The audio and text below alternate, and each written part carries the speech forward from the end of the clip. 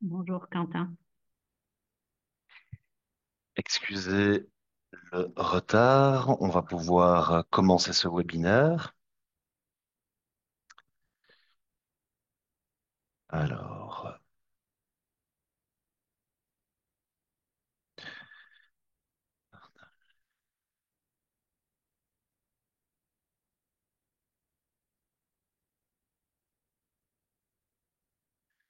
voilà, j'espère que vous voyez mon écran correctement. Bon, on voit là en mode présentation, en mode. Ouais, voilà, c'est ça. C'est bon. D'accord. Voilà. Donc, bonjour à tous et merci pour votre participation à ce webinaire, session d'information sur l'appel à manifestation d'intérêt lancé par le gouvernement de la RDC et CAFI pour le développement de projets PSE dans le bassin d'approvisionnement de Kinshasa.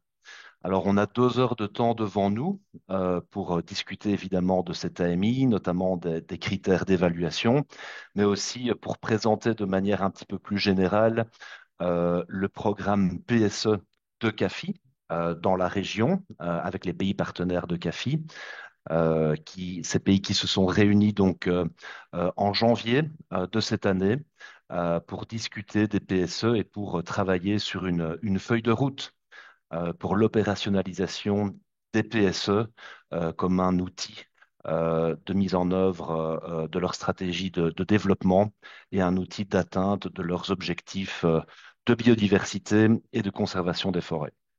Donc, le gouvernement de la RDC voulait ouvrir ce webinaire, mais il se trouve que finalement, le segment politique d'une réunion importante sur le TFFF se tient aujourd'hui, et donc ils n'ont pas pu finalement se disponibiliser pour ouvrir ce webinaire. Qu'à cela ne tienne, voici un petit peu les sujets dont on va parler aujourd'hui. Comme je le disais, on va un petit peu présenter le programme PSE régional de CAFI dans son ensemble. Ensuite, naturellement, on va zoomer sur le PROBAC, ce programme PSE du bassin d'approvisionnement de Kinshasa. On présentera notamment les critères d'évaluation des manifestations d'intérêt. Ensuite, on abordera la programmation basée sur la performance, hein, qui fait partie intégrante de ces projets PSE. Et puis, on présentera aussi les outils PSE et notamment l'outil de gestion de l'information qui est vraiment le cœur de ce programme PSE. On terminera bien sûr par une séance de questions-réponses où vous aurez l'occasion ben voilà, de poser toutes les questions que vous voulez. On va essayer de tenir les présentations dans 60 minutes, peut-être 75 minutes, pour pouvoir disposer de 30 à 45 minutes pour la session de questions-réponses. Voilà, sans plus tarder, je passe la parole à mon collègue Bruno Ugel qui va nous présenter le programme régional PSE de CAFI. Bruno, Bonjour à tous, j'espère que vous m'entendez bien. très bien. Je pense que vous connaissez tous les moteurs de déforestation dans le bassin du Congo. Ce qui est important, c'est de voir qu'effectivement, contrairement aux autres régions, c'est effectivement les petits producteurs qui sont largement à l'origine de la déforestation dans le bassin du Congo, en Afrique en général et dans le bassin du Congo en particulier.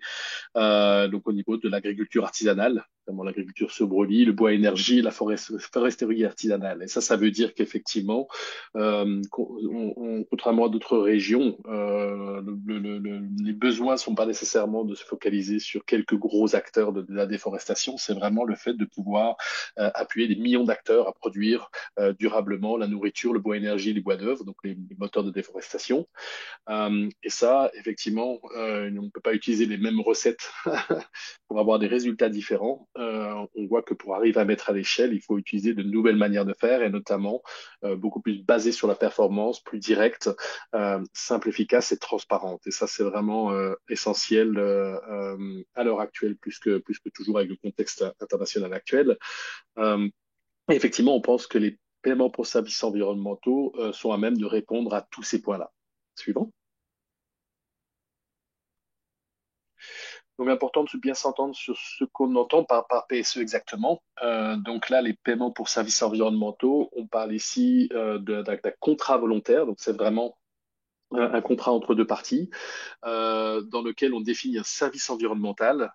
Et là, souvent, on a des différences entre des différents termes, service environnemental, service écosystémique. Là, on entend ça de la même manière que beaucoup d'autres pays forestiers tropicaux, notamment avec latine, dans le fait de se focaliser sur un proxy qui est une utilisation des terres, une bonne utilisation des terres spécifiques, l'agroforesterie, le boisement-reboisement, la conservation, etc. Et donc, c'est vraiment de ça dont on parle. On parle d'hectares de bonnes pratiques d'utilisation des terres. Ce proxy permet justement de sécuriser de multiples services écosystémiques. Et donc, la différence qu'on entend ici, service écosystémique, c'est vraiment la séquestration du carbone, la protection des sols, de la réserve en eau, etc., etc. Mais l'intérêt, c'est vraiment de se focaliser sur ce proxy qui est facilement compréhensible par tout le monde et notamment par les acteurs de terrain. Et donc, au travers de ce contrat volontaire entre un fournisseur de services environnementaux, qui peut être un ménage, une communauté, secteur privé, etc., et un payeur de ces services, euh, pour une utilisation des terres particulière avec des critères de qualité spécifiques, avec un élément essentiel, c'est la conditionnalité. Donc, ce paiement est fait si et seulement si le fournisseur met en œuvre les pratiques agréées. Et donc, ça nécessite, c'est vraiment des paiements pour des résultats vérifiés, ce qui nécessite une information suffisamment robuste et transparente, crédible, qui est vraiment essentielle pour tout mécanisme basé sur la performance. Et donc, CAFI et avec les gouvernements des pays de la région et a vraiment travaillé sur tout un cadre de mise en œuvre et des outils pour justement faciliter la mise en œuvre de toutes ces exigences et ces besoins. Suivant. Quentin?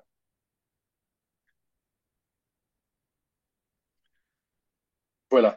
Donc, dans ce cadre-là général, effectivement, il y a tout d'abord une catégorisation de ces différents proxys, de ces différentes activités PSE ou services environnementaux via les proxys. Donc, c'est l'agroforesterie, boisement-reboisement, l'agriculture libre de déforestation, la régénération forestière, la gestion durable des forêts, la conservation des forêts. Donc, ça, c'est au niveau du programme PSE régional de CAFI, vraiment avoir un entendement large justement des différentes catégories d'activités PSE, ce qui peut être mis en œuvre selon des modalités spécifiques, individuelles ou collectives. Ça va beaucoup dépendre en général du foncier, de la gestion collective ou individuelle des terres et de la ressource. On a défini effectivement, prédéfini un certain nombre de prérequis essentiels, encore une fois basés sur l'expérience dans les pays de la sous-région ainsi qu'au niveau international. Et c'est notamment des exigences claires en termes d'identification des différents candidats au contrat PSE. Et encore une fois, que ce soit des ménages, des fermiers, le privé, les ONG, etc., d'avoir des indications claires sur quelles sont les exigences pour cette identification claire du candidat. Les éléments en termes de consentement libre, informé et préalable, le CLIP, avec justement, on va le voir, des canevas dans ce sens, des droits d'usage foncier reconnus, donc reconnaissant bien la problématique du foncier dans les pays de la sous-région, et notamment l'absence de titre foncier formel pour l'immense majorité des acteurs, et donc la mise en place d'une procédure ad hoc qui permet justement aux bénéficiaires, aux candidats n'ayant pas de titre foncier formel, justement, de pouvoir malgré tout définir leurs droits, de pouvoir justifier leurs droits et le fait qu'effectivement on ne va pas entrer dans des situations de conflit, donc réduire les risques. Et puis que, effectivement, les activités PSE sont mises en œuvre dans des zones éligibles, notamment en lien avec le zonage, donc les plans simples d'aménagement du territoire, les sauvegardes, etc. Évidemment, bien sûr, une activité d'agroforesterie, une activité diverse et variée pourra avoir justement des zones et des contraintes un petit peu différentes en fonction notamment des sauvegardes sociales et environnementales. Donc, CAFI a développé de manière globale ce cadre et les outils correspondants, ce qu'on va voir juste après. Suivant. Voilà. Donc, à partir du moment où on veut arriver à mettre à l'échelle si on veut vraiment monter à l'échelle pour vraiment s'attaquer à la problématique à l'échelle nécessaire, ce qui est nécessaire, c'est effectivement aussi la standardisation. Donc, encore une fois, éviter que chacun réinvente la roue en permanence et s'assurer qu'effectivement chaque projet, chaque organisation peut se focaliser sur les points essentiels qui est effectivement de faire l'accompagnement des candidats, des bénéficiaires et de délivrer des résultats. Et donc, CAFI, avec les pays de la sous-région, a développé, et notamment la RDC, a développé, sur base de l'expérience en RDC et dans la sous-région, et alimenté aussi par l'expérience internationale, un cadre standardisé, avec notamment des méthodologies, des activités PSE standardisées, avec cette logique de pouvoir à la fois standardiser dans un sens et en même temps s'assurer qu'il y a suffisamment de flexibilité pour s'adapter au contexte spécifique d'un projet d'une zone. Euh, pour appuyer cela aussi, développer, suivant Quentin, un système de gestion des PSE. Encore une fois, l'objectif, c'est d'avoir un certain nombre effectivement de contraintes. Donc, on a parlé de la performance, de l'exigence justement de gérer l'information. L'objectif, c'est de pouvoir vous fournir avec les outils dont vous avez besoin pour faciliter le fait de mettre en œuvre les activités selon les standards de qualité, y compris de gestion d'information nécessaires. Et donc, ce système de gestion de PSE, c'est ce qui va être présenté après. Et un autre élément essentiel, effectivement, de la démarche PSE, c'est cette espèce de vérification indépendante de manière à assurer l'intégrité, la crédibilité du système PSE, son amélioration continue. On n'a jamais tout parfaitement au début et l'objectif, c'est de construire justement ce cycle d'amélioration.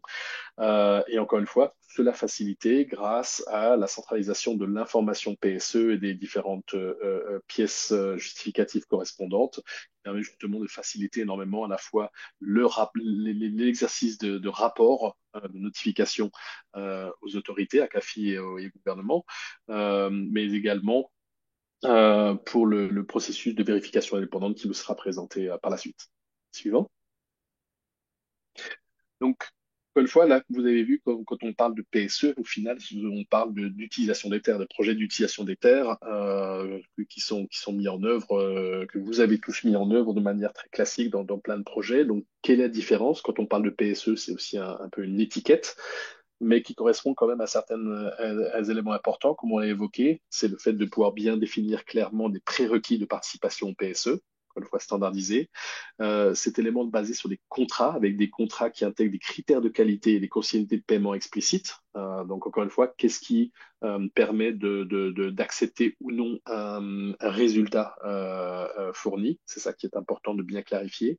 Des exigences de suivi, de monitoring et de rapportage clair, et notamment le fait que chaque contrat PSE, chaque zone PSE doit être clairement cartographiée, avec des éléments notamment de photos géoréférencées, etc. Donc, encore une fois, les outils, et notamment l'outil de gestion des PSE qui vous sera présenté et fourni, vous permettra de répondre et notamment à vos partenaires sur le terrain, si vous en utilisez notamment les ONG locales ou les partenaires locaux, etc., qui font le travail de terrain, de pouvoir facilement répondre à toutes ces exigences de manière à avoir vraiment la pleine maîtrise du processus.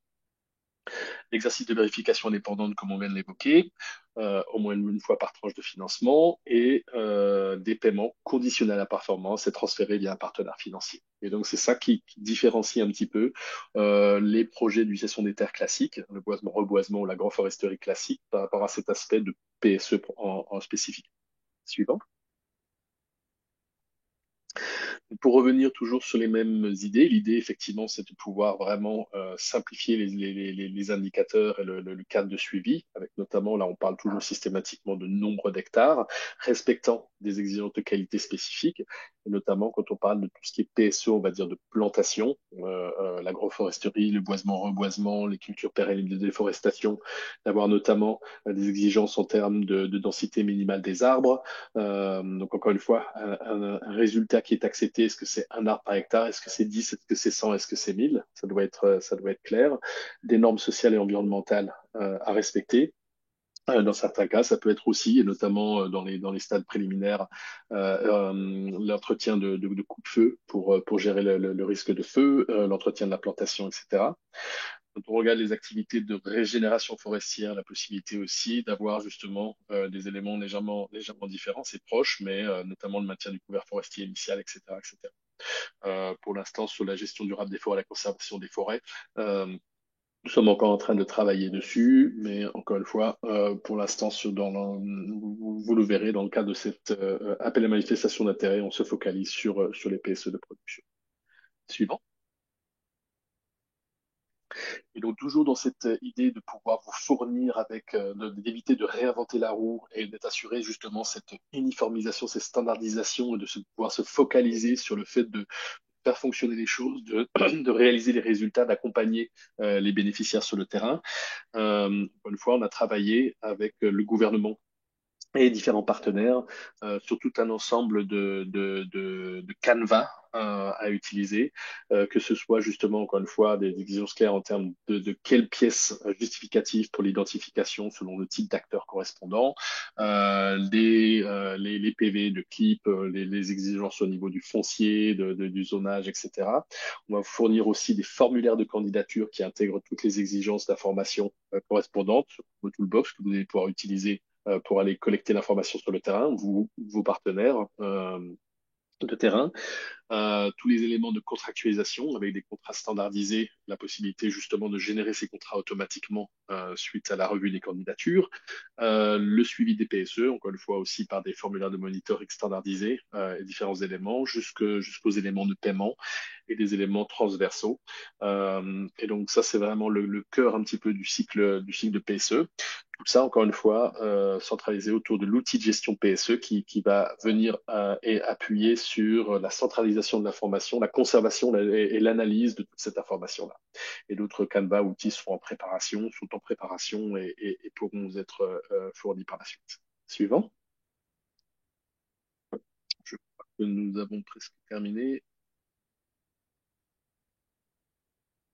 Voilà. La partie, en tout cas ma partie sur la présentation globale du processus est terminée. Je repasse la parole à Quentin. Merci.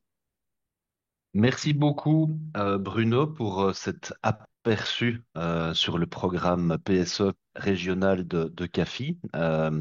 Et voilà, tous les critères, tous les outils, tous les canevas qui sont mis en place pour effectivement harmoniser et standardiser les approches.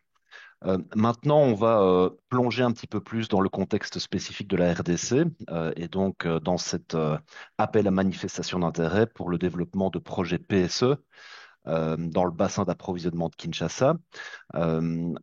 Effectivement, hein, ce PROBAC, programme PSE, se place donc dans le cadre du programme PSE régional de CAFI. Donc, c'est les mêmes outils, les mêmes méthodes, les mêmes critères qui vont être appliqués.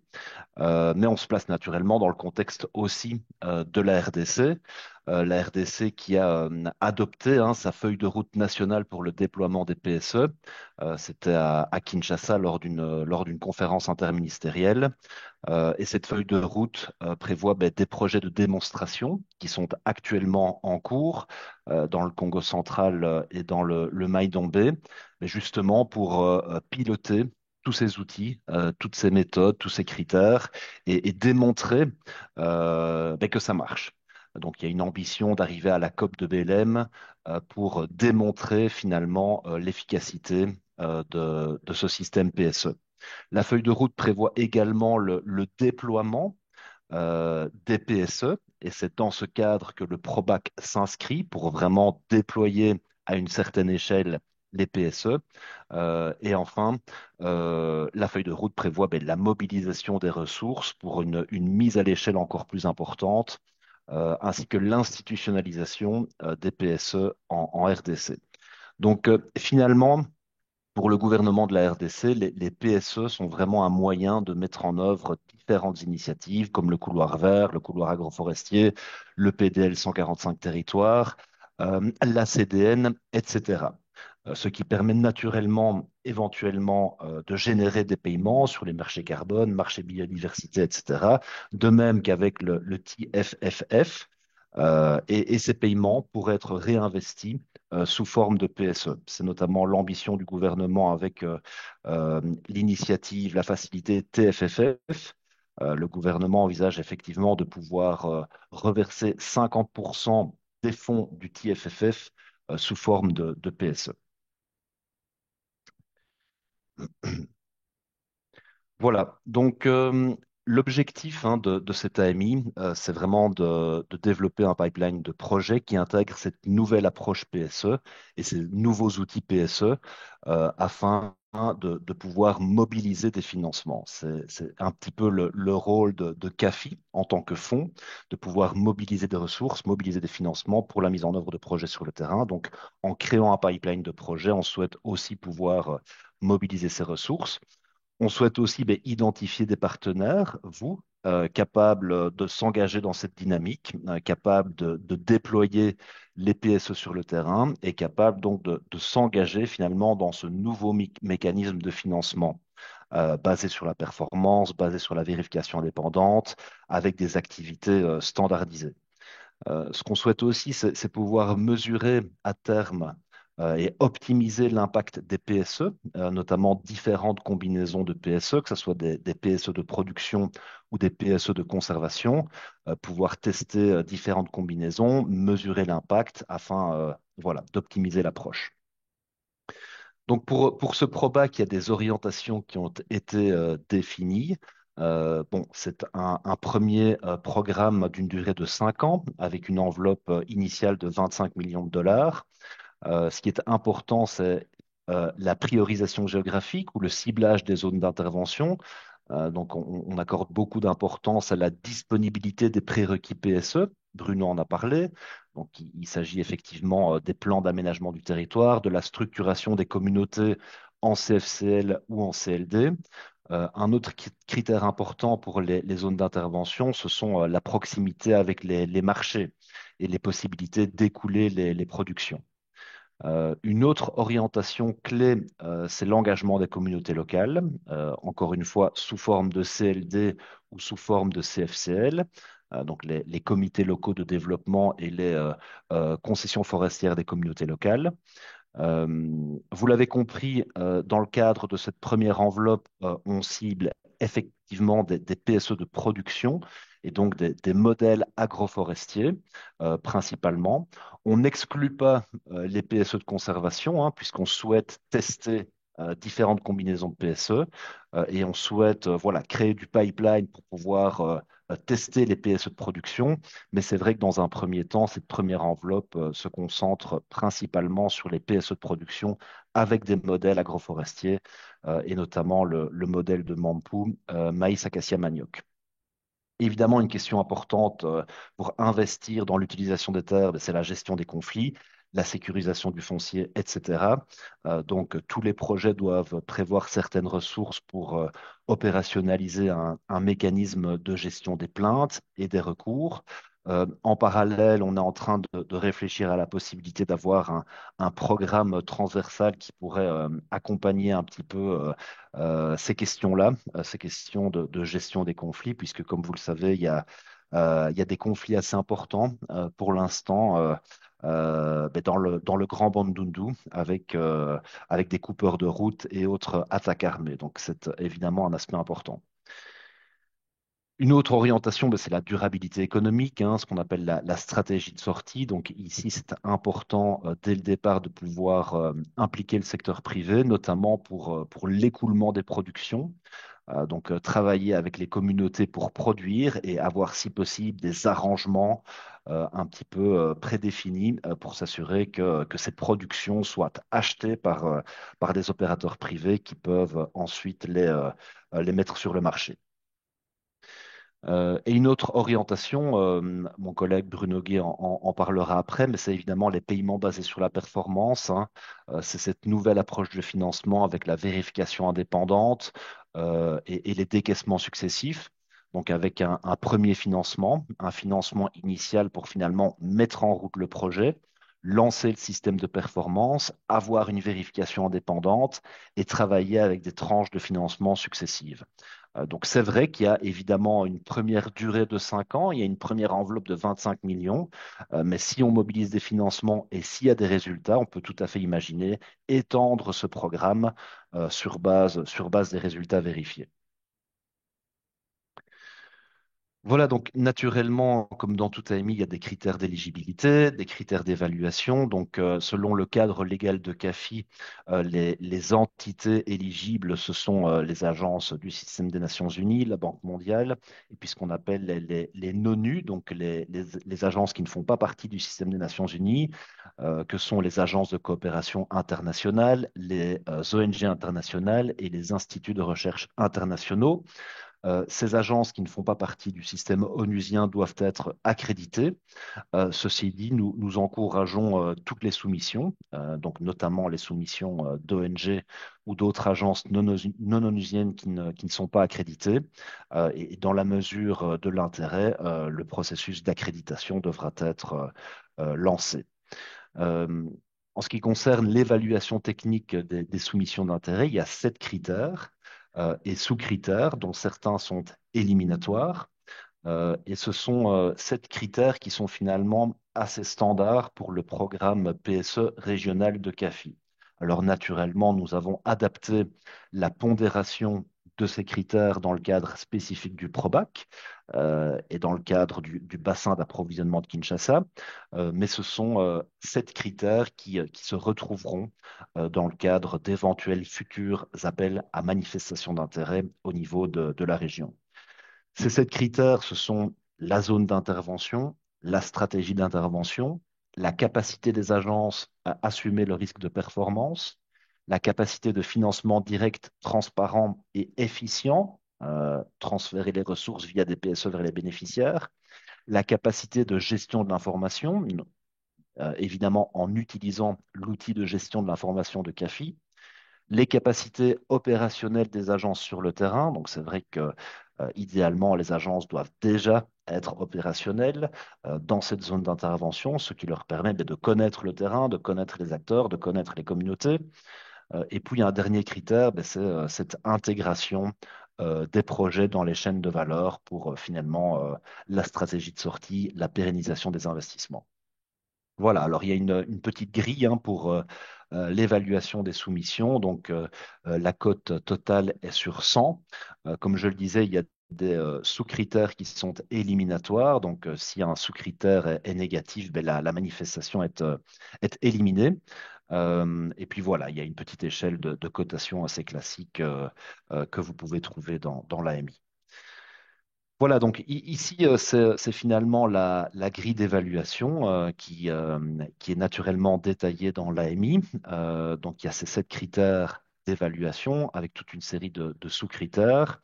Je ne vais pas spécialement rentrer dans tous les détails, mais peut-être m'attarder plus sur les critères qui sont éliminatoires.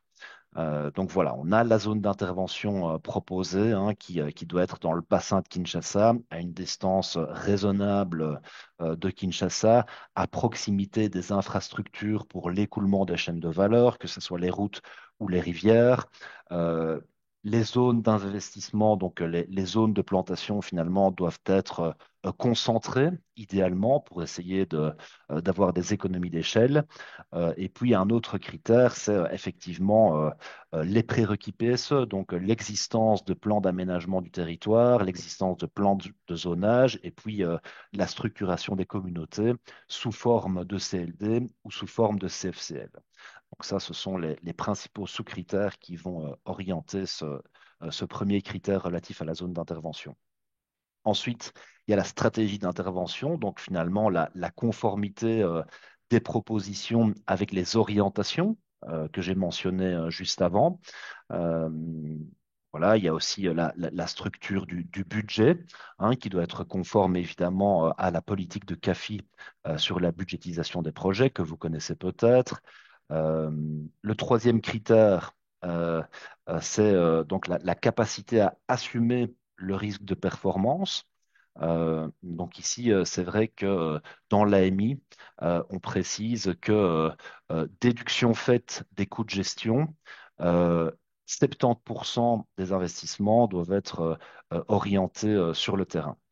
Et puis, on va aussi voilà, examiner le ratio des financements que vous prévoyez de payer sur base des résultats. Naturellement, il y a toute une série d'investissements à faire en amont des productions pour les pépinière, etc., pour le matériel aratoire. Mais c'est vrai une grande partie des financements devrait être payée sur base de la performance. Ça, c'est un sous-critère important. Le quatrième critère, donc, c'est la capacité de financement direct, transparent et efficient des PSE. Donc là, il y a toute une série de critères qui sont obligatoires. Voilà, donc c'est le fameux ratio budgétaire entre les investissements habilitants et les investissements sur le terrain. Donc, déduction faite des coûts de gestion, on estime que 70% des investissements devraient être des investissements de terrain, ce qui laisse 30% du budget pour effectivement les conditions habilitantes, les prérequis PSE. Donc voilà, la structuration des communautés, l'aménagement du territoire, le foncier, le CLIP, etc. 30% du coût des produits peut être réservé pour ces activités habilitantes, mais l'essentiel, donc 70% du coût des produits, doit être vraiment réservé pour les investissements de terrain et doivent donc arriver directement aux bénéficiaires, donc aux communautés. Un autre sous-critère, ben, c'est la capacité légale de signer des contrats avec les fournisseurs de services environnementaux. Évidemment, ben, les bénéficiaires doivent être identifiés légalement pour pouvoir signer des contrats. Et puis, les agrégateurs, hein, ou les agences locales d'exécution avec lesquelles vous allez travailler doivent aussi être en mesure de signer des contrats d'une manière tout à fait légale. Un autre sous-critère important, Bruno en a parlé, c'est la séparation des fonctions de suivi et de paiement. Donc effectivement, l'idée est de pouvoir travailler avec un prestataire de service qui va pouvoir faire les paiements sur base de la vérification des résultats. Donc on veut vraiment séparer ces deux fonctions pour éviter un petit peu les risques de mal gestion ou de mauvaise manipulation des fonds. Idéalement, il s'agira aussi de paiements numériques, notamment via des paiements mobiles. Le cinquième critère, c'est la capacité de gestion de l'information. Donc là, c'est simplement la capacité de se conformer aux lignes directrices de CAFI pour le rapportage des données spatiales. Tout ça a été standardisé dans des lignes directrices. Et puis le sous-critère 5.2, évidemment, la capacité de se conformer et d'utiliser le système de gestion de l'information de CAFI. Donc là, évidemment, dans la mesure où les agents seront invités à développer un document de projet. Il y aura naturellement des sessions de formation, mais c'est vrai qu'il faudra prévoir les ressources pour pouvoir maîtriser ce système de gestion de l'information. Le sixième critère, ben, c'est les capacités opérationnelles pour un déploiement rapide, hein. Donc voilà, on cherche des agences qui sont opérationnelles en RDC, qui sont opérationnelles dans le bassin de Kinshasa, qui sont opérationnelles sur le terrain pour pouvoir ben, voilà, valoriser les acquis, ne pas repartir de zéro et pouvoir mettre en œuvre le projet rapidement. Des agences effectivement qui connaissent les communautés avec lesquelles elles veulent travailler, qui connaissent les communautés qui sont déjà structurées, qui ont déjà ces fameux plans d'aménagement du territoire, etc., de manière à pouvoir avancer assez rapidement vers les investissements de terrain. Le dernier critère, c'est l'intégration dans la chaîne de valeur. Donc là, il y a toute une série de sous-critères pour s'assurer que le projet est intégré dans les chaînes de valeur, donc principalement pour assurer l'écoulement des productions, notamment avec des partenariats avec le secteur privé. Voilà, donc ça c'était pour les critères d'évaluation des manifestations d'intérêt. Donc concernant l'échéancier, eh bien les manifestations d'intérêt sont attendues pour le mercredi 4 juin, donc dans 2 semaines. Donc c'est vrai que c'est un petit peu rapide, mais en même temps c'est une manifestation d'intérêt, hein. Donc encore une fois, les agences doivent connaître le terrain finalement, connaître les acteurs, connaître les bénéficiaires et pouvoir voilà, s'engager et manifester leur volonté de s'aligner sur cette nouvelle manière de travailler. L'évaluation des soumissions, on espère pouvoir se mobiliser pour traiter les dossiers assez rapidement et proposer à nos bailleurs, aux bailleurs de CAFI, voilà, une décision pour la fin du mois de juin, de manière à vous informer des résultats de cet AMI début juillet. Pour le développement du document de projet, les délais sont aussi relativement serrés.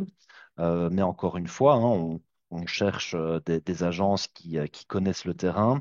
Euh, Mon collègue Bruno en parlera après, mais nous travaillons actuellement sur le développement d'un nouveau canevas de Prodoc assez simplifié, qui va finalement directement au fait, avec une structure de projet prédéfinie qui identifie les produits.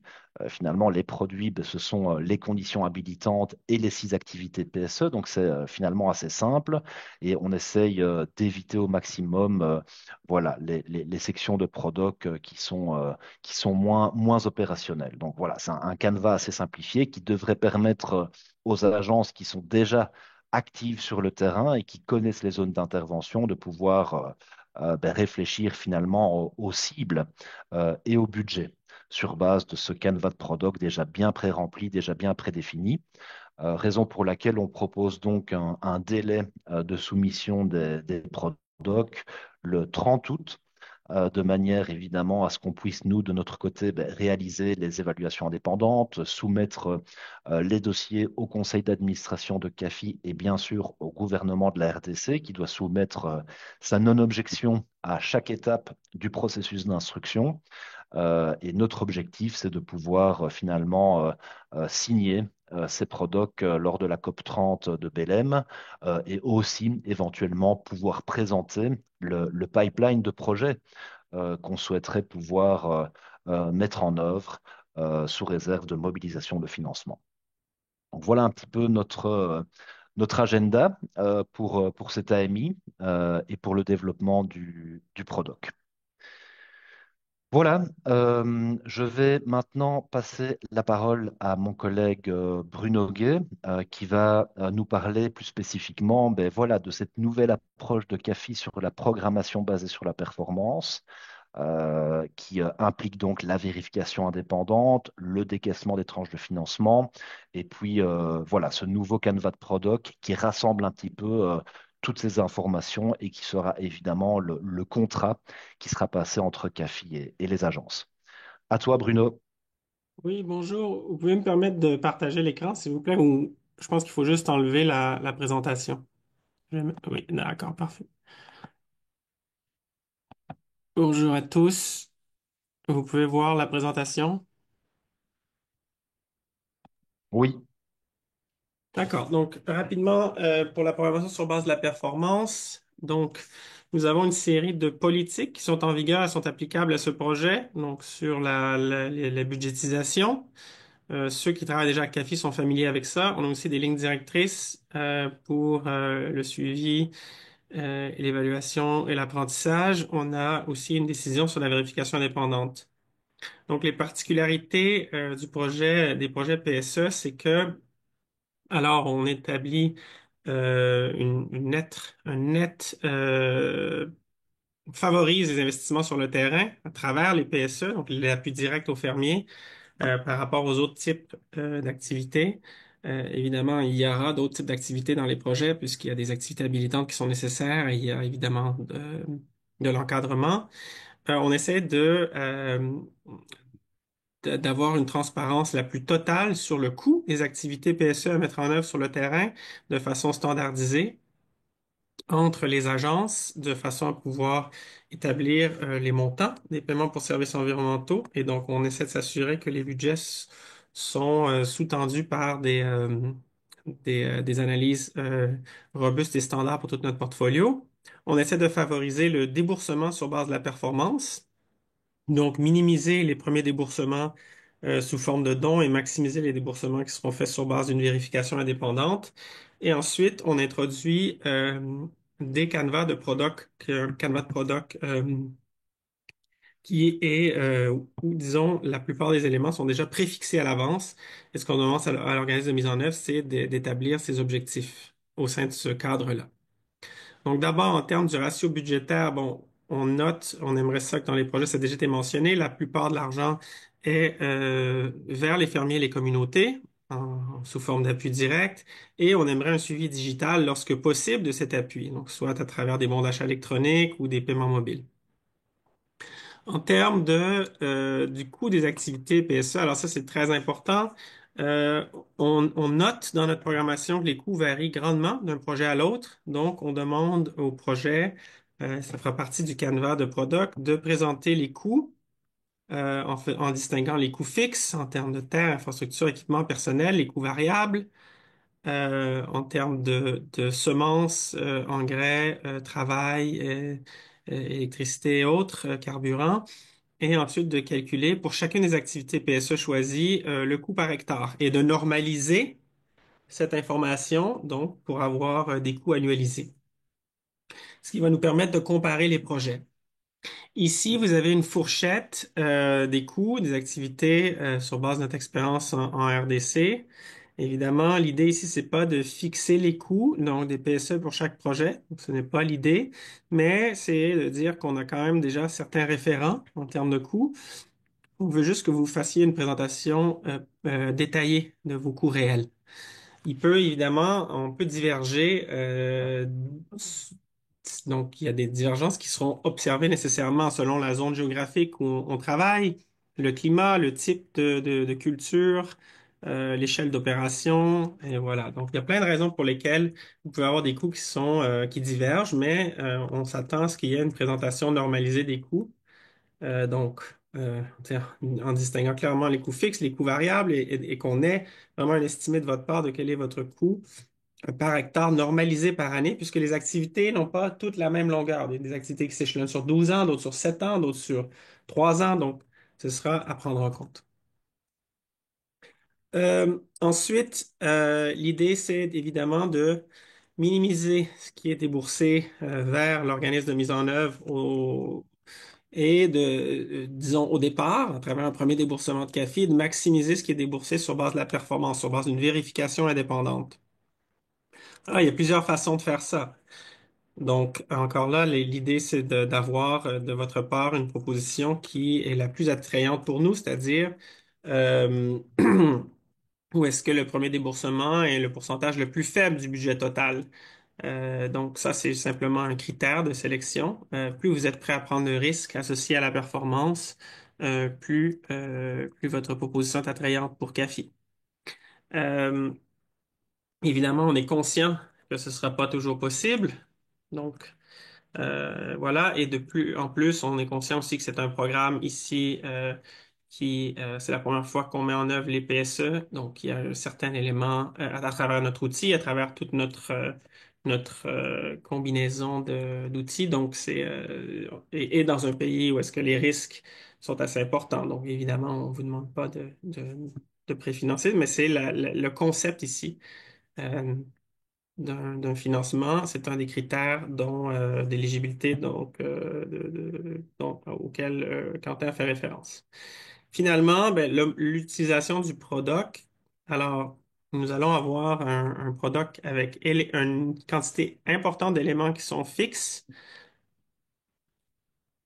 et pratiquement ce qu'on va demander aux organismes de mise en œuvre, c'est au sein de ces éléments fixes de sélectionner les variables. Donc, Bruno l'a présenté un peu plus tôt quand on parlait des différentes variables au sein des éléments qui sont fixés, et aussi surtout d'établir des cibles, c'est-à-dire des cibles en termes d'hectares, en termes de fournisseurs de services environnementaux enrôlés dans le système. Maintenant, sur la vérification indépendante, c'est une étape certainement déterminante. Ici, c'est quelque chose de complètement différent. On n'a jamais fait ça. Vos projets seront systématiquement soumis à la vérification indépendante. Donc, c'est une firme qui va indépendante, qui va venir pour le compte de CAFI euh, nous donner l'assurance raisonnable que les superficies de reboisement, d'agroforesterie, d'agriculture, de foresterie communautaire sont bel et bien là. Les plans d'aménagement ont été réalisés lorsque c'est nécessaire. Les autres prérequis de participation au PSE sont remplis et les bénéficiaires directs. Donc, tout ce que vous notifiez au sein de notre outil sera vérifié. par cet organisme-là. Il utilisera pour ce faire des méthodes ISO 9000, ISO 14000, pardon, et pourra ou conduira une revue de l'ensemble d'informations rapportées. Donc, l'objectif, c'est vraiment que, à travers l'outil, vous allez fournir des preuves de ce que vous faites et un vérificateur va venir retracer toutes ces données-là jusqu'à leur source, les recalculer et nous donner à nous, comme CAFI, de façon indépendante, une assurance raisonnable que ces résultats que vous notifiez ont bel et bien été accomplis. Ceci en utilisant des méthodes statistiquement significatives et donc c'est vraiment un nouveau chantier très important que l'on va développer avec vous. Euh, donc, vous allez faire rapport de l'ensemble de cette information-là et en amont et en aval, la vérification donnera transparence absolue sur les résultats que vous avez obtenus. Ce sera partagé avec notre conseil d'administration, les ministères et les autres partenaires au projet. C'est aussi sur cette base-là que nous allons décider, ça c'est ce qui est le plus important, les décaissements successifs. Donc, c'est là où ça devient très important. Euh, On ne compte pas faire, disons, une équivalence mathématique stricte entre les résultats accomplis et les décaissements, mais nous allons, vous verrez dans le product PSE un cadre qui vous permettra de calculer les décaissements qui seront faits en fonction des différents niveaux de résultats obtenus. On est conscient qu'il y a des risques associés à plusieurs des activités, notamment le feu, un énorme risque. Et donc, il y a aussi cet élément-là de circonstances atténuantes là, qui sera pris en compte et intégré dans la méthodologie de vérification. Donc, ça, c'est le résumé. Donc, l'objectif, c'est de fournir à CAFI l'assurance raisonnable que l'organisme de mise en œuvre a atteint ou non les résultats rapportés. Donc, garantir l'exactitude et la qualité des résultats que vous rapportez. Ça ne concerne que les 6 activités PSE et leurs prérequis. D'accord? Il y a des critères, bon, c'est les critères de qualité qui seront établis dans le product, qui seront associés donc au projet et les sauvegardes associées. La vérification doit être faite à chaque fois qu'un décaissement est sollicité par l'organisme de mise en œuvre et sera faite par une firme internationale accréditée au Forum international d'accréditation. D'accord? Et c'est ce qui conditionnera les financements des projets PSE, soit des tranches de décaissement au sein d'un même projet, mais aussi, et surtout vu le ProBac, la courte durée, c'est un élément clé pour allouer des financements additionnels. Donc, pour nous, pour justifier, mobiliser et allouer des financements additionnels aux projets qui seront mis en œuvre dans le cadre du ProBac.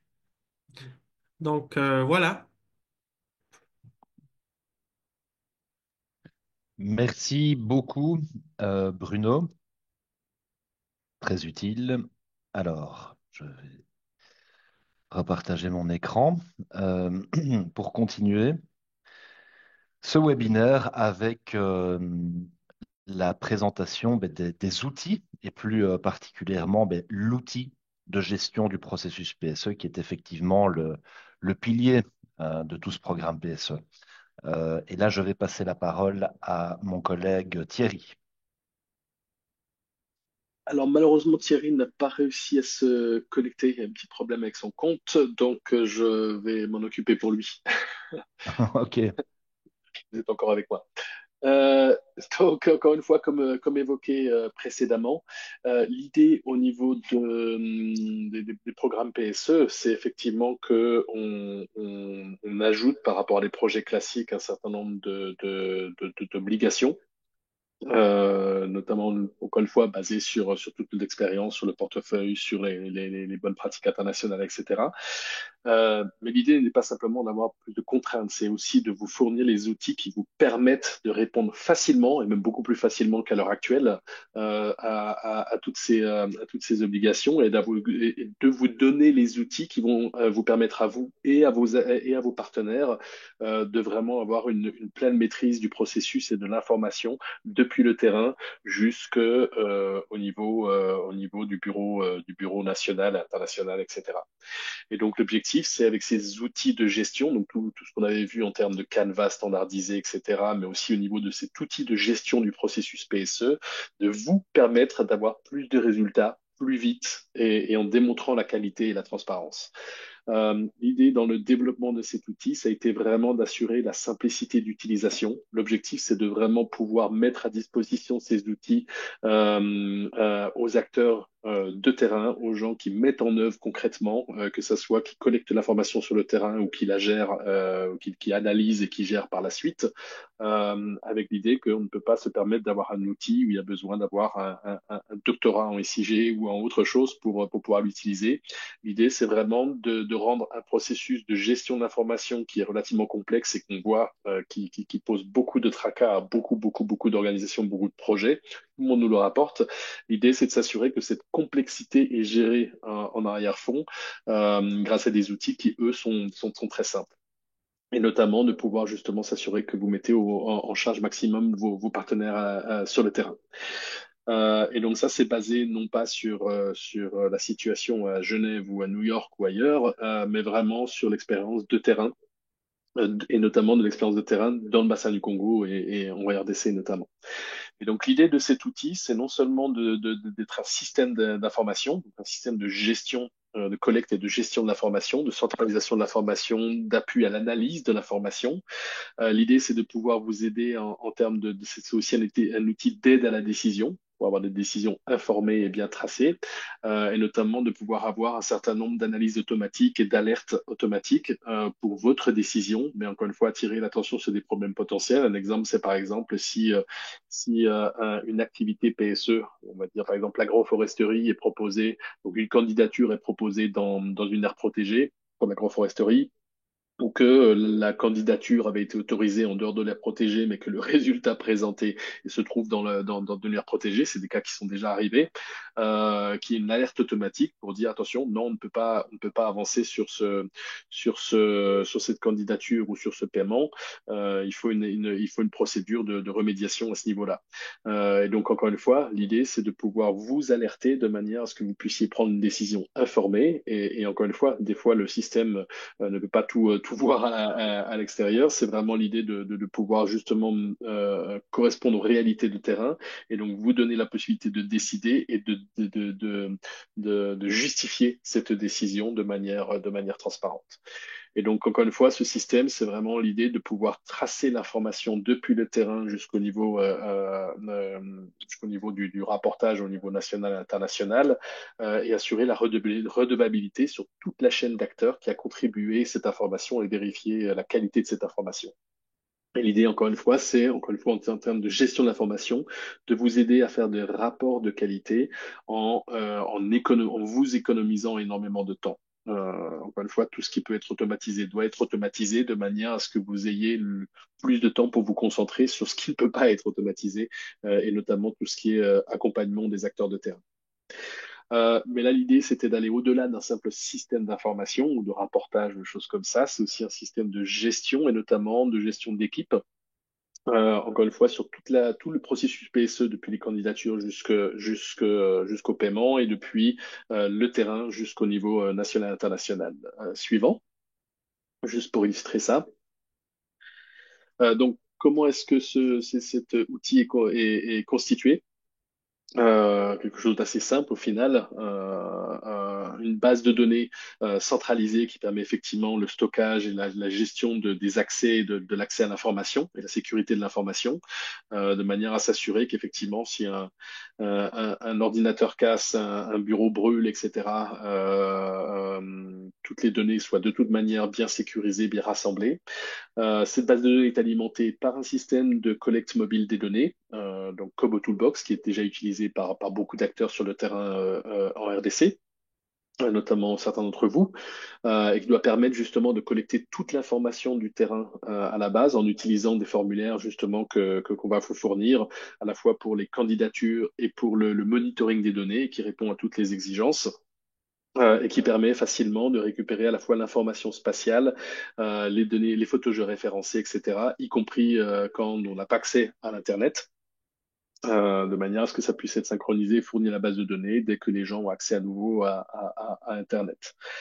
Euh, et donc, au-delà de ça, donc sur la droite, la plateforme web spécifique qui, une fois que l'information de terrain a été fournie, permet à tous les acteurs de la chaîne de gérer cette information, d'analyser, d'être alertés, etc., etc., et de pouvoir faire facilement le suivi du projet et le rapportage.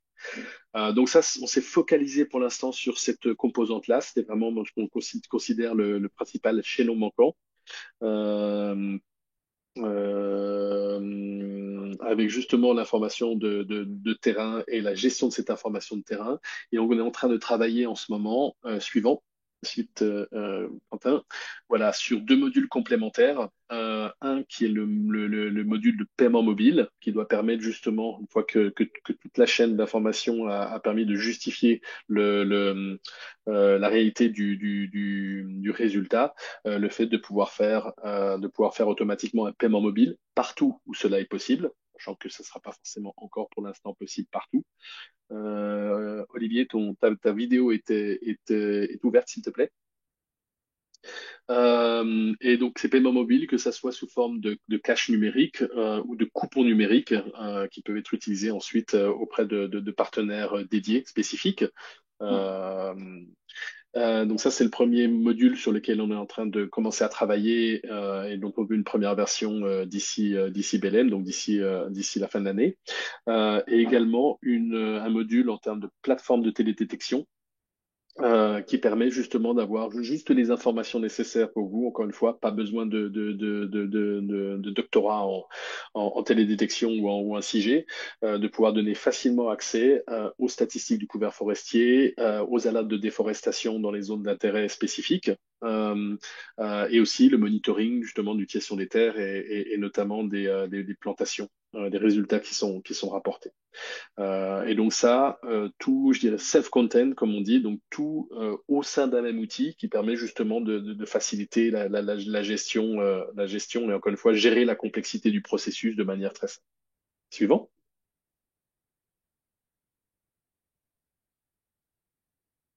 Vas-y, vas-y, ouais. Et donc, ça va dû venir avant, désolé. Quand j'évoquais le fait que cet outil gère tout le processus PSE, c'est depuis effectivement la définition des règles et des normes à respecter, tous les aspects de candidature, notamment par la collecte de données mobiles, donc ça, c'est les agents de terrain qui font ça. Et une fois que cette information a été fournie, qui assiste en fait dans la revue des éléments de candidature, jusqu'à la décision de contractualisation et la contractualisation proprement dite. Et encore une fois, avec cette idée de pouvoir automatiser la contractualisation de manière à éviter d'avoir des copier-coller à faire dans un format de contrat sur 200, 300, 400 personnes dans une saison, ce qui est très difficile et prône et crée beaucoup d'erreurs et de délais. Et une fois que la contractualisation a été faite et l'accompagnement technique fourni, le fait de pouvoir aussi, via la collecte mobile des données, faire le monitoring des réalisations, du résultat, et puis la validation de ce résultat jusqu'à la décision de paiement, bien informée, quand le module sera terminé, le paiement via la technologie mobile dès que ce module sera complété. Et encore une fois, tout ça permettant de faciliter énormément la vérification indépendante, puisque toute l'information est déjà rassemblée, bien documentée, etc. Et donc, la gestion de cette information tout au long de la chaîne d'acteurs, depuis ce qu'on appelle les agrégateurs, donc effectivement les acteurs de terrain, s'il y en a, pour faire le suivi, donc avec les agents de terrain, les chargés de suivi qui fournissent l'information via Kobo Toolbox, via Collecte Mobile des données, les chargés qui va ensuite au chargé de suivi évaluation qui permet de faire la première assurance qualité jusqu'à la décision, jusqu'à fournir effectivement au manager la décision d'engager son organisation sur les résultats sur les propositions, les candidatures ou les résultats qui ont été présentés. Et à partir du moment où ça s'est fait, effectivement, ça va aller à l'organisation de mise en œuvre. Donc l'organisation avec qui CAFI et le gouvernement ont signé un document de projet et qui permet justement qui a cette responsabilité au niveau du projet. Et donc, ça va d'abord au chargé de suivi et évaluation, c'est vraiment un système classique pour faire l'assurance qualité encore, et puis jusqu'à la décision par le manager de l'organisation de mise en œuvre, qui est la personne, ou plutôt le rôle dans l'outil, peut être une personne qui est dédiée pour ça et qui a la capacité dans l'outil de tourner, de décider de passer d'une candidature à un contrat, donc une décision de contractualisation, et d'une proposition, une demande de paiement à un paiement effectif. Donc ça, une fois que c'est fait, effectivement, c'est fourni en possibilité d'avoir ce rapportage consolidé facilement au gestionnaire du programme PSE.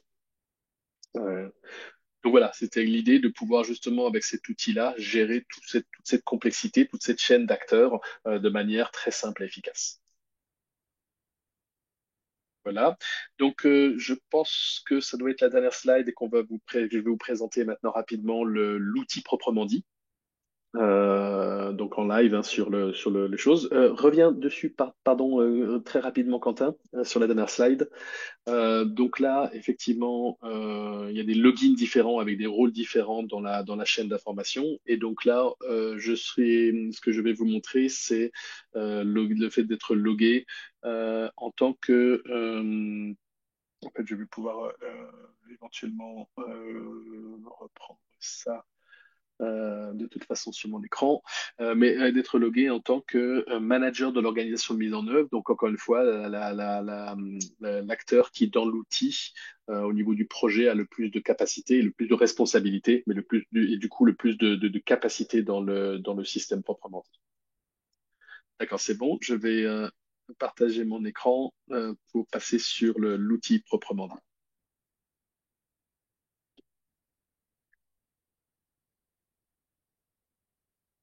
Alors, dites-moi si vous voyez bien.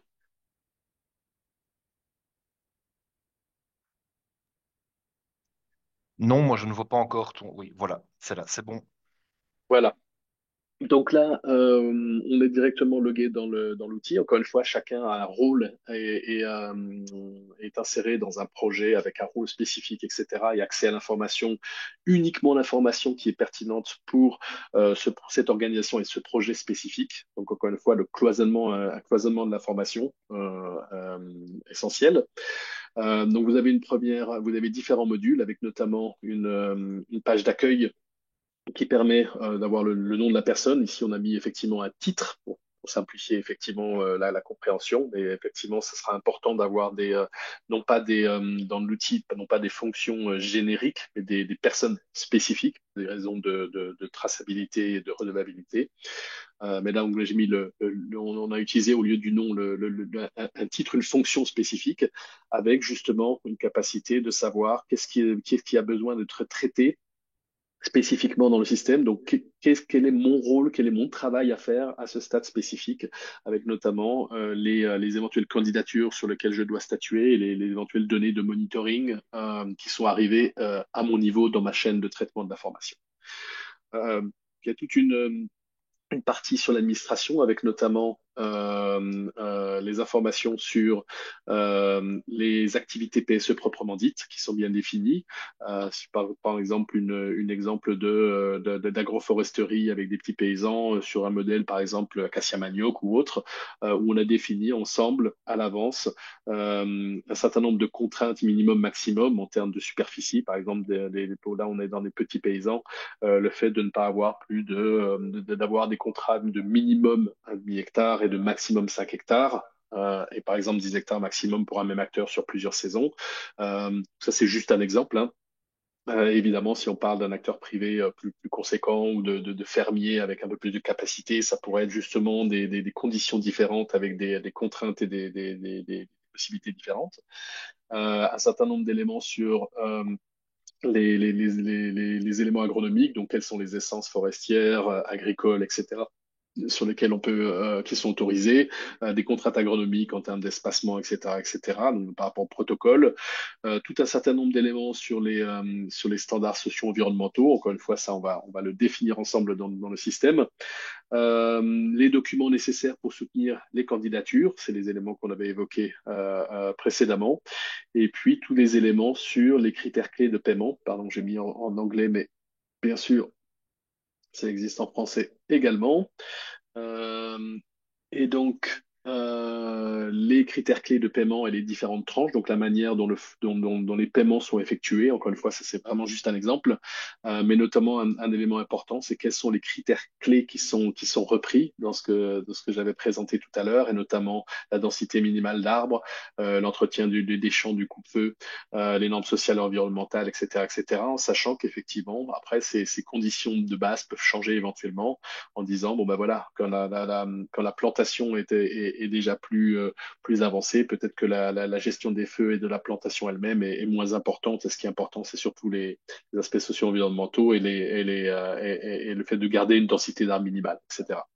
Ça, c'est juste un exemple, mais il y a aussi possibilité d'avoir, encore une fois, on fournit un certain nombre de contraintes avec des pratiques ou des zones géographiques qui ne sont pas éligibles, qui ne sont pas autorisées.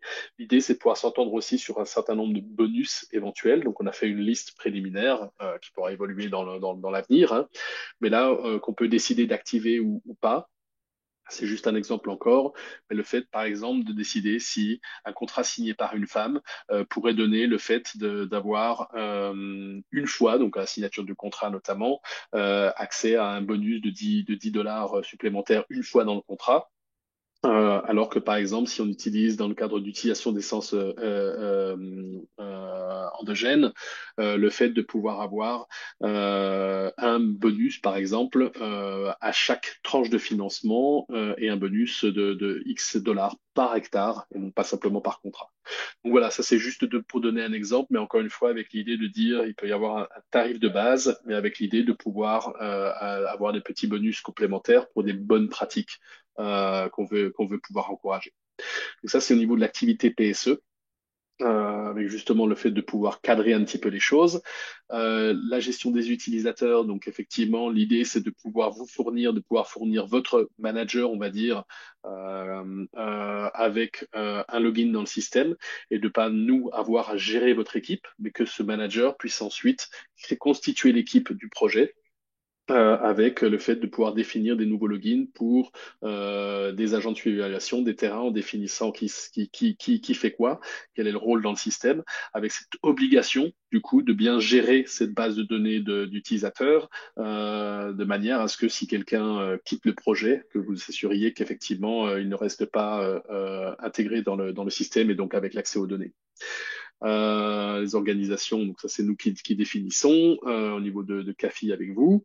Mais l'exemple, c'est effectivement le fait d'avoir un projet. Ici, j'ai donné un projet juste pour la démonstration que j'ai appelé Pirate Congo, où là, on voit effectivement qui est l'organisation de mise en œuvre avec l'équipe de projet et les différents rôles dans le système. Évidemment, pour avoir 10-15 personnes avec beaucoup plus d'agents de terrain, plusieurs agents de suivi et évaluation, etc, mais aussi les agrégateurs. Donc, à partir du moment où vous en avez un ou plusieurs partenaires qui vont vous appuyer dans cette mise en œuvre, le fait de pouvoir avoir justement aussi la liste de leur équipe et qui est inclus dedans et toutes les données du projet. Et donc, avec cette possibilité de rajouter des partenaires à partir du moment où d'ajouter ou d'enlever des partenaires en fonction de vos contractualisations avec vos partenaires de terrain, avec les différents partenaires de terrain. Donc ça, c'est le module administration. Dans le module, donc on a aussi le module admission, donc c'est là où on gère tout le processus de candidature PSE et le module de suivi, qui est une fois qu'il y a eu un contrat, effectivement, le fait de pouvoir faire le suivi des résultats rapportés et des décisions de paiement. Et puis une carte qui permet effectivement de pouvoir avoir accès à toute l'information géoréférencée sur les contrats pour les différents types d'activités PSE, les zones éligibles pour les différents types d'activités PSE, et puis certains éléments supplémentaires en termes de données sur le paysage, des filtres. Donc simplement pour vous montrer effectivement le module admission. Là, de la même manière que j'avais mes tâches dans les éléments ici, j'ai effectivement une liste des candidatures à approuver et la liste des candidatures qui correspondent à mon projet, qui ont été soumises et leur statut par le passé, et la possibilité justement d'aller revoir ce qui est arrivé à mon niveau d'intervention, qu'est-ce qui doit être fait. Et là, donc, à partir du moment où j'entre dans cette candidature, encore une fois, tout ça, c'est de l'information qui a été fournie par l'agent de terrain par l'agent de terrain via la collecte mobile des données. Et ça, c'est reçu dès que ça a pu être synchronisé et envoyé effectivement via Internet. C'est reçu par le chargé de suivi et évaluation avec la possibilité déjà de traiter, si l'agent avait accès à l'Internet sur le terrain, de pouvoir agir et faire la revue de l'information avant même que la personne soit repartie du terrain, de manière à s'assurer que si jamais il y a des choses à adresser, que ça soit vraiment très efficace. Dans cette idée de redevabilité, on voit systématiquement, à partir du moment où là je suis le manager du PUE ou du VVF ou de n'importe quelle organisation dans ce cadre-là, je vois effectivement les différentes personnes de l'équipe, de l'agrégateur et de l'organisation de mise en œuvre qui ont géré cette information avant moi, de manière encore une fois à savoir qui a recommandé quoi. Une nouvelle fonctionnalité qu'on vient de rajouter maintenant, c'est effectivement le fait de pouvoir avoir aussi des messages à chaque fois que c'est passé d'une étape à une autre. Donc, par exemple, du chargé de suivi et évaluation au manager, il y a possibilité de mettre un petit message pour attirer l'attention sur quelque chose ou pas. C'est pas nécessaire, c'est pas obligatoire. Mais si effectivement c'est pertinent de pouvoir signaler quelque chose, il y a possibilité justement d'avoir cette information-là enregistrée et documentée. Donc l'idée, c'est effectivement de pouvoir avoir affiché toute l'information sur la candidature qui a été proposée, donc notamment des informations sur le candidat proprement dit. Euh, pardon, les détails du bénéficiaire. Donc là, effectivement, on peut voir effectivement les différentes informations qui ont été rassemblées sur le bénéficiaire proprement dit. Euh, L'information sur le terrain proposé et la visite qui a été faite. Donc, effectivement, où est-ce que le terrain se situe, certaines informations agronomiques vraiment très, très basiques, les essences d'arbres proposées et les écartements proposés justement pour le modèle correspondant, avec le fait justement de pouvoir avoir une confrontation avec les paramètres minimum, maximum qui ont été proposés, qui ont été agréés ensemble de manière à ce que vous soyez alerté si certains éléments ne correspondent pas. Le fait d'avoir, encore une fois, récolté, soit avec le mobile, le smartphone, soit avec la tablette sur le terrain via l'outil de collecte de données mobile, un polygone ou un simple point GPS. Donc, l'obligation minimale, c'est d'avoir au moins un point GPS du terrain proposé, ce qui va permettre justement, notamment, de pouvoir avoir l'alerte sur, au cas où le terrain proposé soit dans une zone qui n'est pas éligible au PSE. Et encore une fois, sans avoir besoin de passer par un logiciel de SIG ou de cartographie séparé qui demande des capacités supplémentaires et surtout et aussi du temps. Donc là, l'objectif, c'est qu'encore une fois, tout soit vraiment le plus fluide et facile possible. Les données géoréférencées, avec obligation d'avoir au moins une photo géoréférencée du terrain avant le contrat PSE de manière documentée. Ça, c'est quelque chose aussi qui nous a été sur laquelle Madame la ministre de l'économie forestière de la République du Congo a vraiment insisté par ailleurs aussi, en disant que pour elle, c'était vraiment important par rapport à des expériences qu'ils ont eues dans le passé. Euh, et puis le rassemblement de toutes les informations, de tous les fichiers qui étaient nécessaires pour consolider, pour ajuster pour justifier ou soutenir la candidature, avec justement le fait de pouvoir facilement télécharger. Et ça fait partie du processus d'assurance qualité, s'assurer qu'effectivement c'est bien le bon document qui a été fourni, c'est bien le bon canevas, ça a bien été signé, etc., etc. Donc la possibilité de faire ce contrôle qualité de manière facile et surtout de pouvoir ensuite avoir toute l'information rassemblée au même endroit de manière durable. Et donc, j'ai possibilité à ce moment-là de pouvoir éventuellement assigner, si jamais j'ai un problème avec quelque chose, de pouvoir assigner un agent dans la chaîne précédente pour revoir des choses et en décrivant des choses à faire, en disant, tiens, le document est, le canevas est bon, mais une signature manque ou quelque chose comme ça. Donc, systématiquement, le fait de pouvoir avoir ça et d'avoir ça tracé dans la chaîne d'information jusqu'à la possibilité d'approuver ou de rejeter avec, si nécessaire, encore une fois, des informations complémentaires si c'est utile. Ça, c'est pour le module candidature et la revue d'une candidature. Encore une fois, avec l'idée que l'idée n'est pas nécessairement d'avoir besoin de regarder chaque élément ici, mais de pouvoir avoir des alertes sur des choses qui éventuellement ne correspondraient pas de manière à vous faciliter la gestion de cette information. Vous avez un menu avec tous les bénéficiaires qui sont intégrés, ou en tout cas tous les candidats et toutes les personnes qui sont intégrées dans ce système. Et c'est notamment à partir du moment où une candidature a été validée qu'il y a possibilité, encore une fois, de revoir non seulement les informations sur ce bénéficiaire proprement dit, mais est-ce qu'il a des contrats en format de Braillon? Est-ce qu'il a des contrats déjà actifs? Est-ce qu'il a des contrats déjà fermés? Tout est rassemblé à ce niveau-là. Et la possibilité, à ce moment-là, de pouvoir générer le contrat automatiquement. Donc là, ça reprend automatiquement toutes les données de la candidature.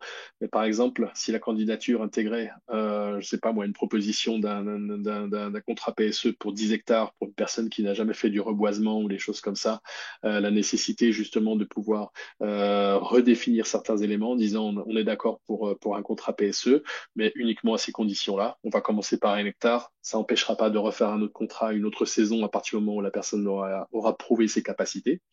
Donc un certain nombre de choses comme ça, les données agronomiques, etc., etc. Et donc à ce niveau-là, on voit les données qui avaient été intégrées à la donnée de candidature, mais surtout la capacité de pouvoir, à partir de cela, enregistrer le contrat et l'imprimer. Et donc, toutes ces données de candidature sont à ce moment-là migrées automatiquement comme un publipostage dans le canevas de contrat standardisé, de manière à pouvoir justement aller très vite dans la génération des contrats et la possibilité d'imprimer ce contrat et de le faire signer sur le terrain. Bien sûr, le système ne sait pas à partir du moment où c'est signé sur le terrain.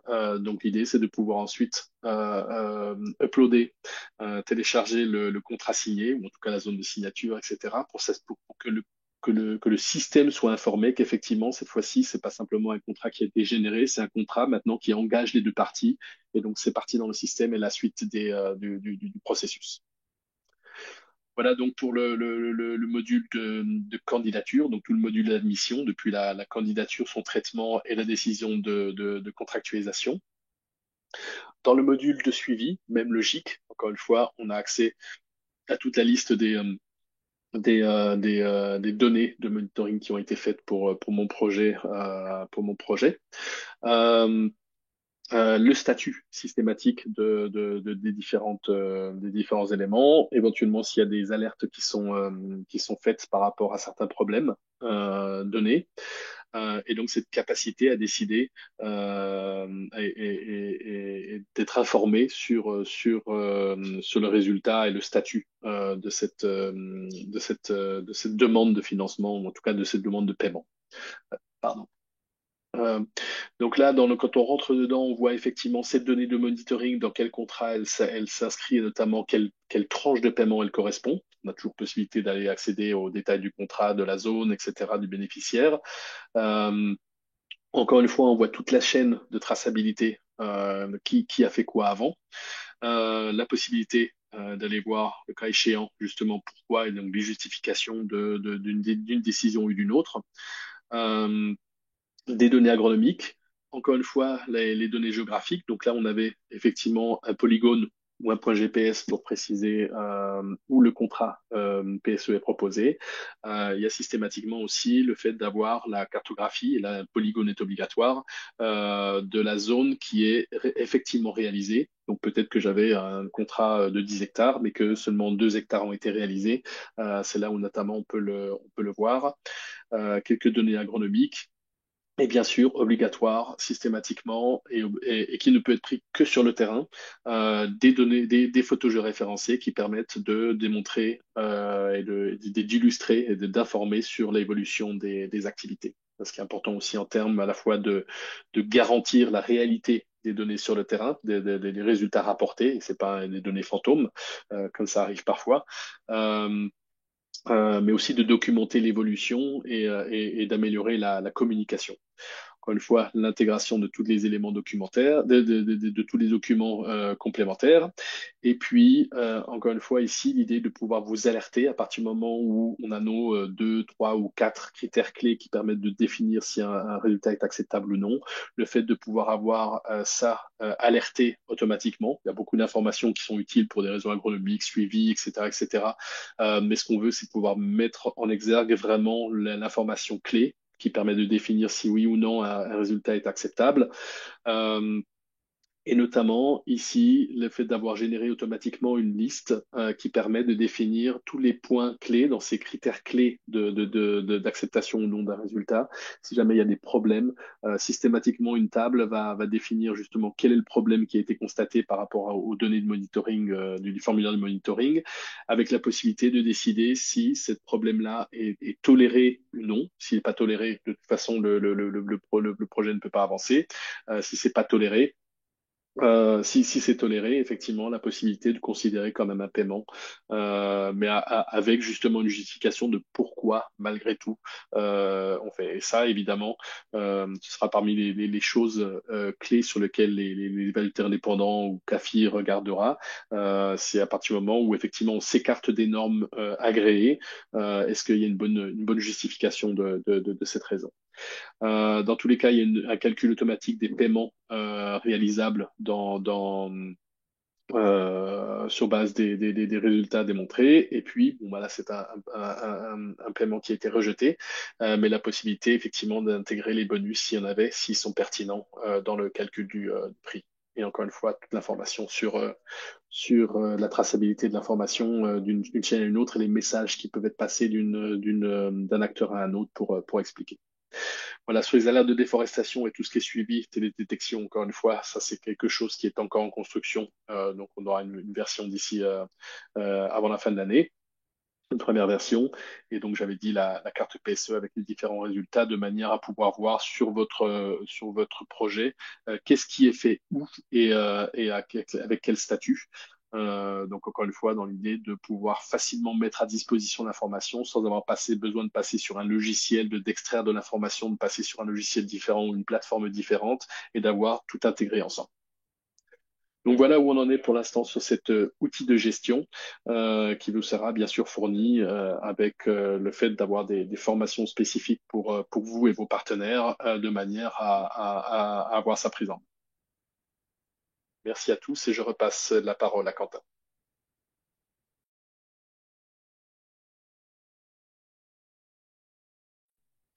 Merci beaucoup, Bruno, pour cette présentation de l'outil qui est effectivement au cœur de ce programme PSE.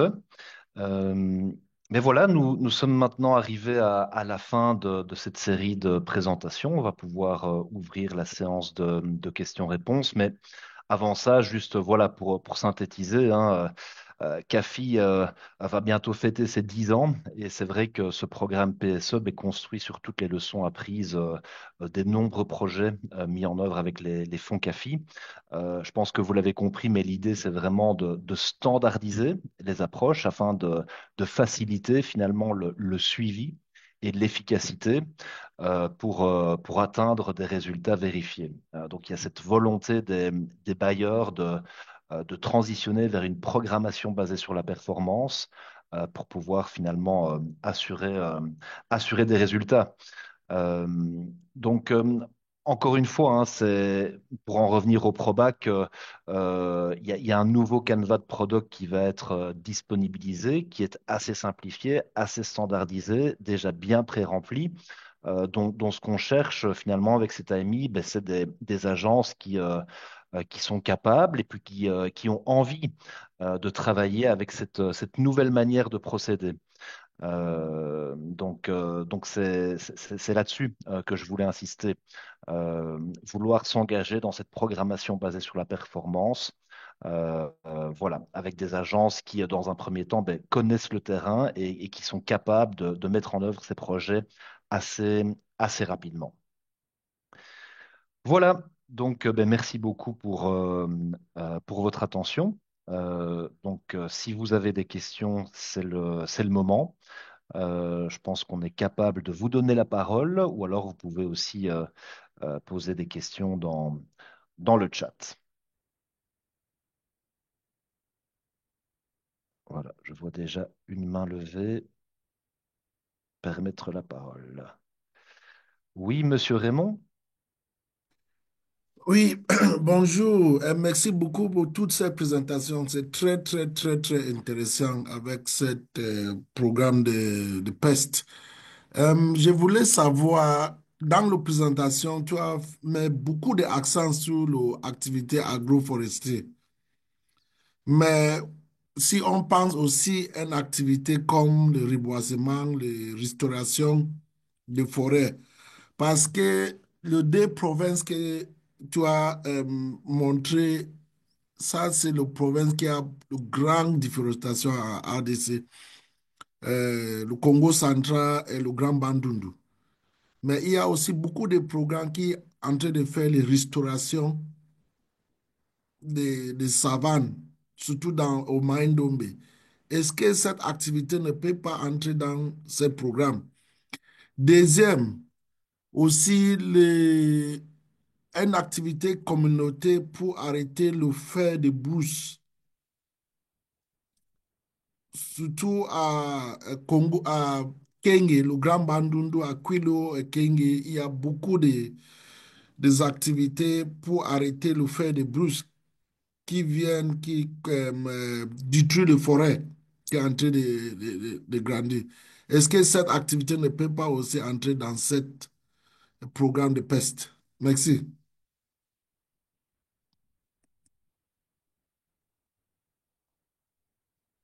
Merci. Merci pour ces questions. Donc, oui, effectivement, hein,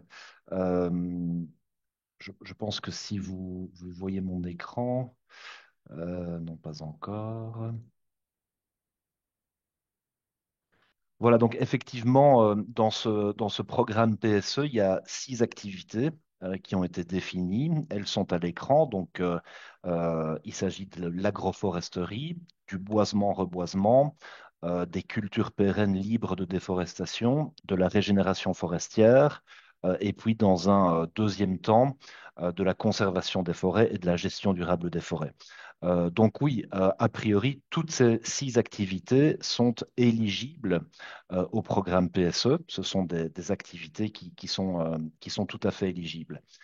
C'est vrai que dans le cadre de cette première enveloppe et dans le cadre du PROBAC, hein, donc du programme du bassin d'approvisionnement de Kinshasa, considérant les grands moteurs de déforestation que sont ben, les filières bois énergie et manioc, on propose de mettre l'accent voilà, sur ces chaînes de valeur, manioc et charbon, via des modèles agroforestiers, notamment le modèle éprouvé de Mampu.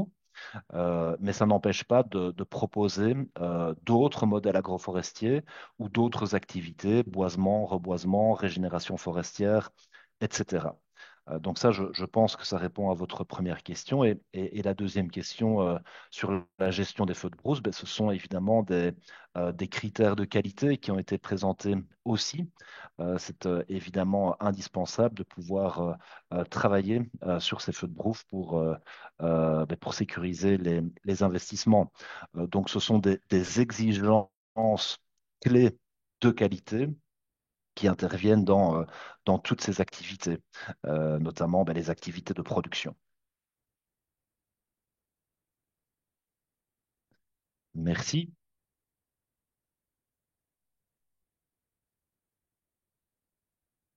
Alors,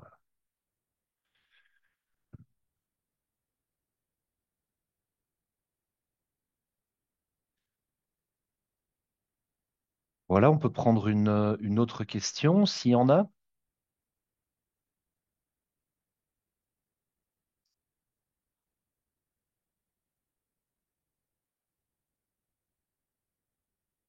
S'il n'y en a pas, c'est que tout est très clair.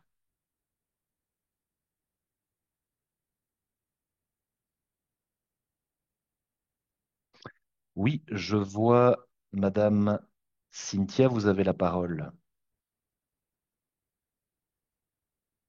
Merci beaucoup. Est-ce que vous m'entendez bien? Pas très bien, mais on vous entend. Ok. Donc, je vais essayer. Je voudrais demander, je pense, deux questions. Vous mentionnez 25 millions de dollars pour le projet et je voulais demander combien de projets vous imaginez à allouer ce montant. Et la deuxième question, si on prévoit une approche de consortium, quelles sont les spécifications pour les membres du consortium? Est-ce que vous avez quelques recommandations pour ça? Je pense que c'est tout pour le moment. Merci. Merci beaucoup, Cynthia, pour ces questions. Donc, on n'a pas prédéfini un nombre de projets qui seront sélectionnés dans le cadre de cette première enveloppe. Ça va dépendre hein, des propositions que nous allons recevoir. Ce qui est sûr, c'est qu'on veut aussi créer un pipeline de projets pour pouvoir, dans la mesure de la mise à disposition de ressources supplémentaires, pouvoir déjà commencer à travailler avec ces projets. Mais avec ces 25 millions, il n'y a pas un nombre de projets prédéfinis qui ont été identifiés. Donc, cela se fera en fonction de la pertinence des soumissions qui sont reçues. Euh, En ce qui concerne les consortiums, disons que il y a des agences hein, qui sont accréditées à recevoir les fonds. Donc ça, ce sont les agences onusiennes, la Banque mondiale, et puis d'autres agences, des ONG internationales qui sont déjà accréditées. On encourage les soumissions d'autres agences qui sont éligibles. Les critères d'éligibilité sont mentionnés dans l'AMI. Et dans la mesure d'une soumission pertinente, ces agences seraient encouragées à entamer le processus d'accréditation. Alors, au niveau des consortiums, disons que, comme on l'a dit plusieurs fois, l'idée, c'est d'avoir des capacités opérationnelles sur le terrain.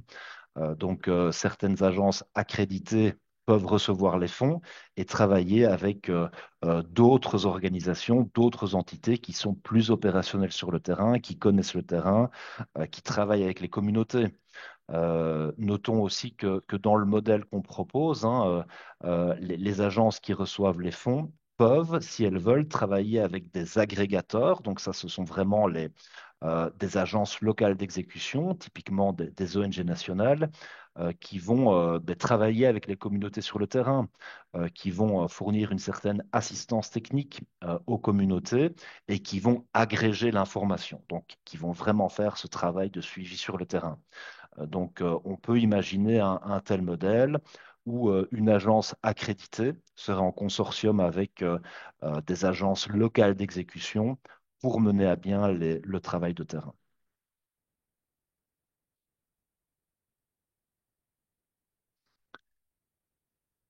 Merci. Je passe la parole à Monsieur Théodore.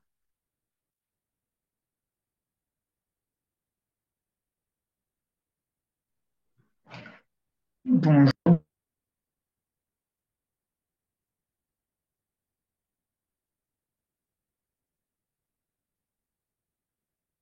Vous pouvez y aller?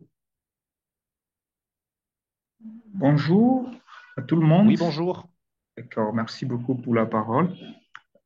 Je, je, je vous- je vais peut-être dire que je suis dans la province de Sud Kivu, à Bukavu. Moi, je suis chercheur je fais mon master en économie appliquée à l'environnement et au changement climatique.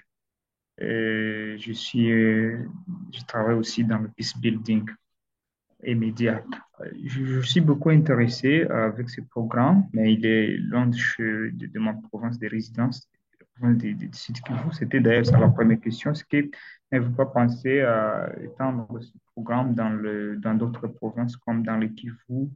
Il y a aussi des cas de changements climatiques qui affectent beaucoup plus les populations et tout ce qui est faune et flore, ce qui va avec. C'était ça ma question, mais aussi, je vais aussi demander si que vous pouvez partager les diapos qui ont été, qui ont les diapos de cette présentation aujourd'hui. L'autre question a semblé trouver des réponses dans les réponses que vous avez données, permettez la tautologie. Avant, par rapport aux questions d'autres, quand vous avez parlé des agrégateurs, est-ce que les organisations nationales elles-mêmes, elles seules, peuvent se constituer en un consortium et postuler au nom d'un consortium seulement ou c'est séparément qu'ils postulent et puis vous vous organisez vous-même les consortiums. Je voulais comprendre un peu la procédure de ces côtés-là. Mais je ne sais pas si je me fais comprendre. Merci beaucoup. Je n'ai pas beaucoup de questions.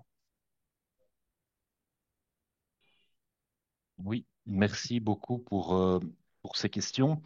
Euh, alors, comme on l'a mentionné, ce premier programme PSE, cette première enveloppe de 25 millions, se place hein, dans le cadre de la feuille de route du gouvernement de la RDC pour déployer les PSE à large échelle.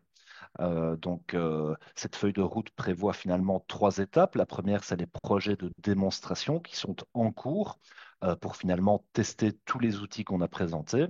La deuxième étape, ben, c'est le déploiement des PSE qui se fera à travers le PROBAC, donc à travers ces 25 millions, pour, euh, pour déployer les PSE à une échelle substantielle. Et puis la troisième étape, ben, c'est vraiment la mise à l'échelle sur tout le territoire national, donc effectivement aussi dans toutes les provinces de la RDC, donc aussi dans les Kivu. Alors, on a commencé par le bassin de Kinshasa parce qu'il faut bien commencer par quelque part, et puis parce que effectivement, c'est un très grand bassin voilà, qui entraîne des pressions sur les ressources forestières eu égard aux besoins, notamment en charbon et en nourriture. Mais l'objectif est bien de mettre à l'échelle ce programme partout en RDC dans un deuxième temps. Alors oui, on pourra partager les diapos sans problème. Au niveau des consortiums, ben, c'est vrai que il y a ce qu'on encourage, hein, c'est que des agences accréditées ou accréditables, c'est-à-dire qui répondent aux conditions d'éligibilité pour être accréditées, puissent former des consortiums avec des organisations nationales pour jouer ce rôle d'agrégateur que je mentionnais, donc pour travailler avec les communautés, pour faire le suivi avec les communautés. L'idéal, c'est que ces consortiums puissent être formés avant la soumission plutôt qu'après. Ça démontre ben voilà, cette capacité hein, de mettre en œuvre les projets. Donc, il est quand même préférable d'arriver avec un consortium euh, pour manifester son intérêt plutôt que de réfléchir par après à la manière avec laquelle les fonds seront finalement dépensés.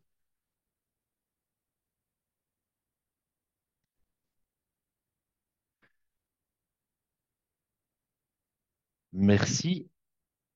On peut encore prendre des questions.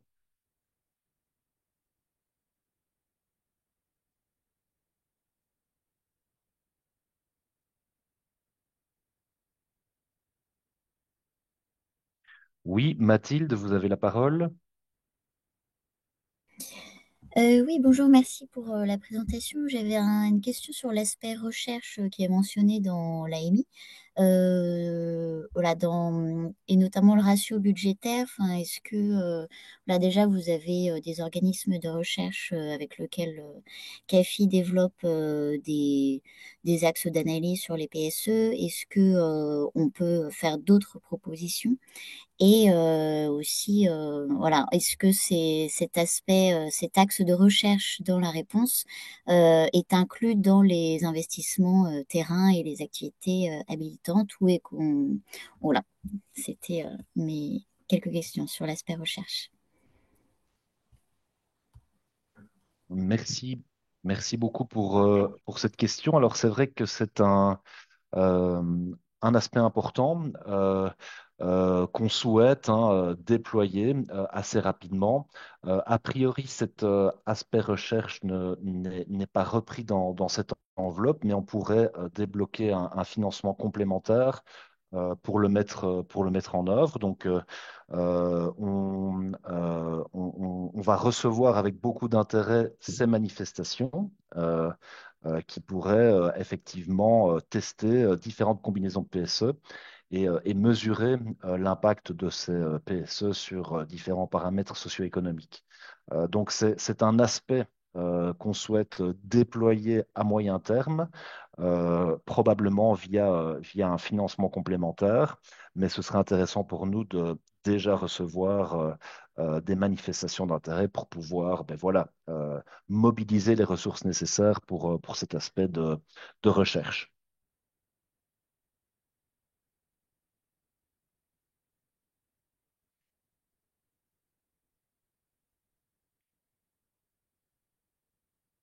Merci. Est-ce qu'il y a d'autres questions?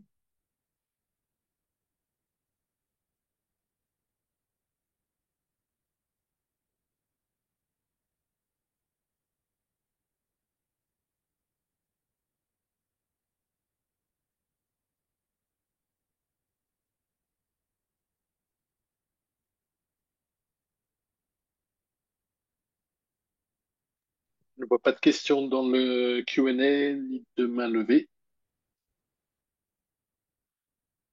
Très bien.